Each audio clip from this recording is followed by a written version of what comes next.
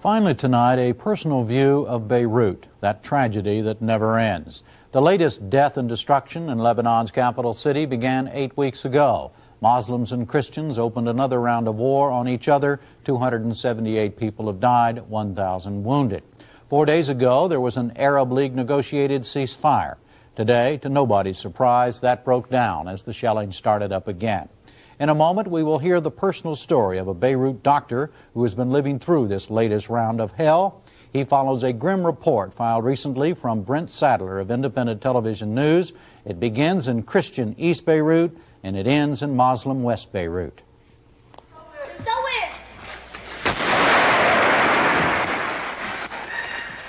East or West Beirut, Christian or Muslim, the human carnage is sickening on the streets of the Lebanese capital. The remorseless shelling of each other's areas has surpassed all other chapters in Lebanon's black history of civil war. The war of two cities has emptied the capital, forced its people underground, and subjected huge areas of the already war-torn Beirut, particularly on the Christian side this time, to rapid disintegration. The indiscriminate bombardments are cutting down people practically anywhere they stand or shelter. It's becoming almost impossible to escape the largely Syrian-engineered siege of East Beirut. The vital sea route out was halted for the first time this week when the Cyprus boat was forced away by shells fired from West Beirut at the Christian port of Juni. The East is responding with obvious siege mentality, and thousands of people have been digging in this week to protect their homes and bombardment shelters. Many people, some might say the wise, never leave the safety of their subterranean communities from one week to the next. Their whole life is spent here, surviving the war, and even praying for redemption. This is the center of West Beirut, where rocket and shell fire has torn many streets apart. The Muslim quarter of the capital, under Syrian control, shares the everyday turmoil of the Christian East. People are scared and running away from Beirut in ever greater numbers.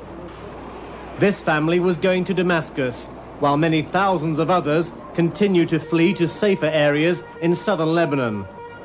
Those staying are copying what the Christian areas on the other side of Beirut are doing, making use of a break in battle to defend themselves as best they can.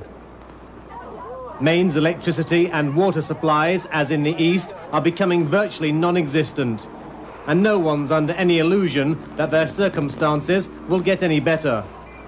Despite warnings by London to leave, there are still Britons living and struggling to survive the war on the west side of the city. Beirut has been their home for more than 40 years, but even they have been badly shaken by the effects of what is now happening. Like hundreds of others whose vehicles were destroyed recently, the man's car took a direct hit from a shell. It's a terrible mess, and I was close to, but I was all right. And we've had shells all round, luckily so far, not on us. For two Beirut boys well known to Britain, there is continuing agony. Samir al-Madani, paralyzed from a bullet, dreams of a return to England from the ruins of his city. In that, he's like his paraplegic friend from the Palestinian refugee camp of Borj al-Barajni, Bilal Shabib. Life has got progressively worse here. Bilal's wheelchair was destroyed during the shelling, and the specialist walking techniques he learnt in England have now been abandoned. His feet are torn to shreds, and now his helplessness is pitiful. Pity too this baby girl, born in an underground bomb shelter this week. Her family, like thousands of others, are trapped in Beirut, where the onset of renewed killing and maiming seems inevitable. Now to Dr. Philip Shadid, who lives in Christian East Beirut. He heads the pediatrics department at Lebanese University. He left Lebanon last Friday for a personal visit here. He expects to return next week. Doctor, how would you describe the shelling of the last few weeks? It was a very bad shelling. I think it was the worst we've ever had during the 14 years of our civil war. and it was very, very intense. We used to have few shells a day, but during the last probably 4 or 5, 6 weeks, we've had sometimes in some specific areas between 120 to 200 shells coming in one single street in just a group of buildings. And that was very frightening. It was probably the most frightening experience I've ever had. You probably feel all that buildings shaking, windows breaking, children crying, old people falling on the floor, trying to hide their head with a pillow or anything. It's something I don't think anybody would like to live it again. It's like hell, if you... Yeah, and the sound. What's the sound? What are you hearing? The sound is awful. It's a very heavy, strong sound, which starts like a whistle, then hits. The whistle of the shells coming. That's right, whistle of the shells when it's going to hit the area. You hear the whistle, then it comes and then it blows just around the building or in the building. On top of all this, you have that very weird feeling of the possibility of being hit at any time. You hear that sound, which is very disagreeable.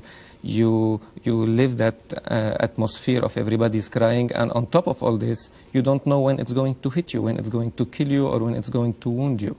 And that's what frightens the people much more. Do you get to a state where you think, well, it didn't hit me, but who did it hit? That's right, yes. You think of your friends and your family? My friends, our neighbors, and all the rest, who did it hit? What is this doing to the psychological health of the people of Beirut? I think it has had a lot of psychological impacts on all age groups, and especially on children. Explain that. For example, we had 3 or 4 nights where we had to sleep with our neighbors on the first floor because it was not livable in the upper floors. You live in an apartment house? Apartment house. So we had to go all on the first floor because it was hidden a little bit more than the upper floors. And I've seen some of our neighbors' children who are 8, 10, and 12 years old, who usually sleep by themselves, who refuse to sleep even in the same room, in their own bed, and they wanted to be by their parents in the same bed for that kind of security, even though if the shell is going to come, if they are by their parents or not, it's going to kill them, but that insecurity, that fearness they had, it just had to be kind of compensated by the fact of being covered by their parents. And it has affected a lot of children too, for example, going out, playing. They refuse to go out, they refuse to play because they're scared that something might hit them at any time. And they're here between 4 walls, sometimes for days or for weeks. How do you adults explain this? How to explain what's going on to these children? I've heard some parents telling them these are airplanes, or these are just shaking things coming and hitting the... And sometimes they just tell them the truth. These are shells or rockets coming and hitting us from that side of town, or from that army, that foreign army which is hitting us. Do you feel like you're a participant in the war? Do you feel like an innocent victim? What's your own personal reaction when you hear that shell go off, or you hear the shell whining towards you or towards somebody? Well, first thing, we certainly feel that we are an innocent people who are taken in that game. And it does create in you a certain feeling sometimes, certain feelings of hatred against the one who's sending these rockets to you, and especially that there is no reason, no real reason. For example, for us Christians living in one area of Beirut or Jouni, why are the Syrians are hitting us? Why are they killing my neighbor or killing me? Nobody knows. Of course, the Muslims, as you know, are firing back on the Christians are firing back at on the Muslim area. But you don't feel like you're a participant in this? No. Even though you live in the Christian section? No. I have personally no hatred for any Muslim person in Lebanon. My best friends are probably Muslims. But I probably have something against the one who are initiating the war, and the one who are probably pushing these Muslims or these Syrian soldiers to hit. Is the government of Lebanon functioning at all at this time? Functioning in what side? In helping the people survive this? Yes, Not very much, but just a little bit. They're, for example, asking all the people who had shelters to open their shelters and to all the public in the buildings, not only private buildings, and all the one who had some storage areas to empty them completely so people could come and run at night or during the day and hide in these areas. And all the garage and parkings, the subterranean garage have to be emptied also and be ready. That's one of the steps the government has made.